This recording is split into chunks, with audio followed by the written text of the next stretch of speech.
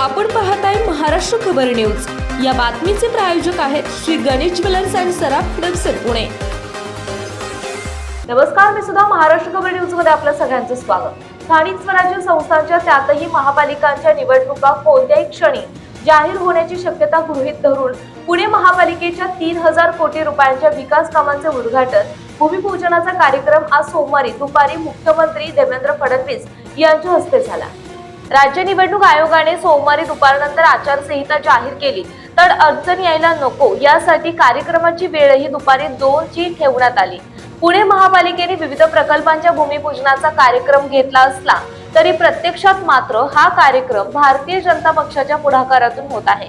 सांगली सातारा येथील कार्यक्रम आटोपून मुख्यमंत्री देवेंद्र फडणवीस पुण्यात दाखल होणार आहेत। हडपसर येथील एका कार्यक्रमास उपस्थिती लावल्यानंतर ते स्वारगेट येथील गणेश कला क्रीडा मंच येथे महापालिकेच्या कार्यक्रमास उपस्थित राहतील।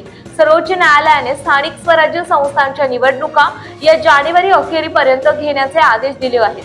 त्यामुळे आयोगाकडून अत्यंत शिस्तबद्ध आणि 35 दिवसांचा निवडणूक कार्यक्रम हाती घेण्यात येत असल्याचं समजते आहे। शिवसेना प्रमुख स्वर्गीय बाळासाहेब ठाकरे यांची जन्मशताब्दी 23 जानेवारीला सुरू होत आहे। त्यापूर्वी महापालिका निवडणुकांचा निकाल जाहीर केला जावा यासाठी सरकार आग्रही असल्याचेही बोललं जात आहे।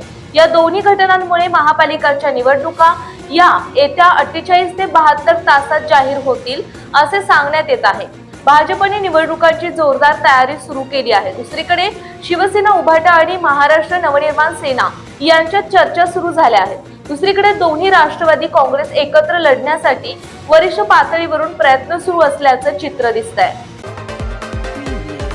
आपण पाहताय महाराष्ट्र खबर न्यूज।